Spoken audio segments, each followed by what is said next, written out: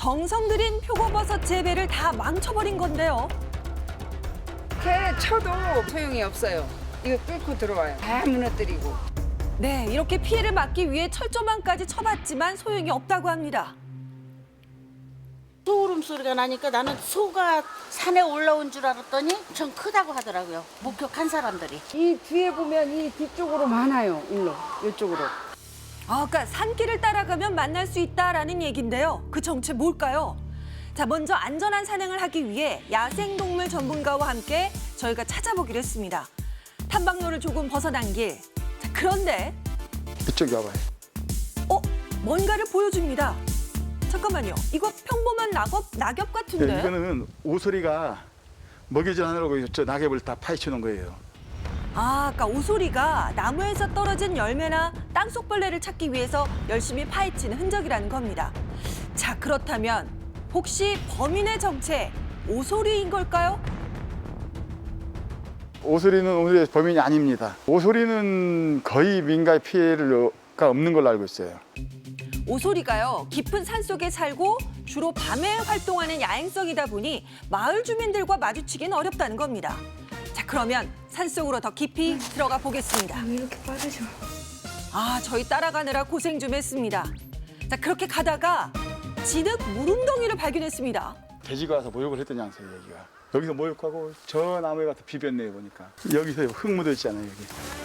자, 요런 거를 일명 비빔목이라고 한다는데 왜 비비는 걸까요? 몸에 붙은 기생충 같은 거 이런 거 떨고 내려고 비비는 거예요, 이게. 그렇습니다. 진흙탕에 몸을 담근 후에 나무에 비비는 것이 멧돼지만의 목욕법이라는 겁니다. 자, 그런데 이 멧돼지는 때마다 산에서 내려와 말썽 피는 걸로 유명하잖아요. 혹시 이 멧돼지가 범인인 걸까요? 잡았습니까, 우리? 멧돼지도 물론 이게 피해가 있어가지고 이제 포획 활동을 하게 되고 있지만은 멧돼지는 아닙니다. 멧돼지가 범인이 아니라고 합니다. 살짝 멧돼지한테 미안한 마음이 생기네요. 자, 그런데 그때 저쪽에 와보세요. 노루들이 지금 때를 움직이고 있잖아요. 천방지축 뛰어다니는 노루떼를 발견했습니다. 자, 그렇다면 혹시 선생님, 노루가 범인인 걸까요? 범인이 혹시 노루인 건가요? 아니에요. 노루보다는 조금 더 큰 동물이에요.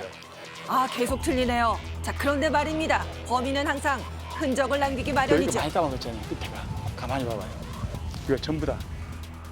그래요? 이게 산수국 풀잎이라는 건데요. 자세히 보면은 유독 빈약해 보이는 곳이 있다고 합니다. 이게 흔적이 될 수 있다는 거죠. 통째로 이렇게 물어가지고 탁 채가지고 먹는 습성이 있어요, 이게. 갑자기 하나씩 뜯어먹는 게 아니고 노루는 약간 그 먹이 섭취는 방법이 좀 틀려요. 그래요? 자, 노루는요, 풀잎을 하나씩 뜯어 먹는 반면에 이 범인이 먹은 풀잎은 통째로 사라진 모습입니다. 자, 그리고 또 하나의 흔적이 더 발견됩니다.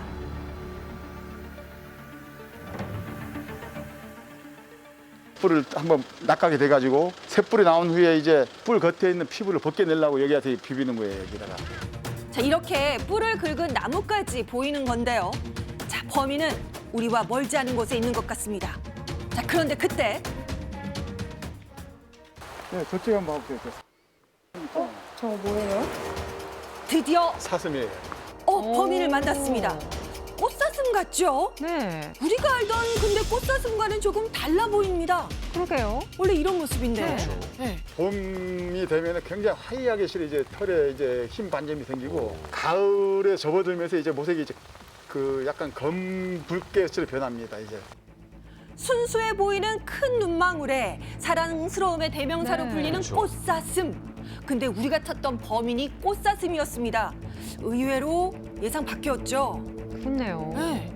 이제 생태계 교란종으로 봐야 되겠죠. 아무래도 체구 자체가 크다 보니까 이 노루하고 이제 같이 먹이 경쟁에서 노루가 밀릴 수밖에 없게 되죠, 이제. 생태계 교란에 농작물 피해까지 입혀 결국 꽃사슴은 유해 야생동물로 지정이 됐다고 합니다. 게다가 이 꽃사슴 비밀이 있다고 하는데요. 여기 있는 토착종은 없습니다. 전부 다 외래종이죠. 떼를 지어 다닐 정도로 외래종 꽃사슴의 개체수가 증가했다는 겁니다. 자, 그렇다면 고유종이 왜 사라진 걸까요?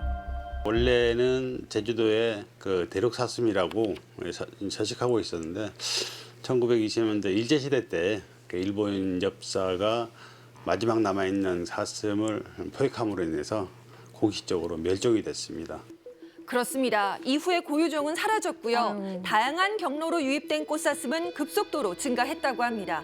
매년 포획 활동을 통해서 개체수를 조절해 보려고 하지만 쉽지 않다고 하네요.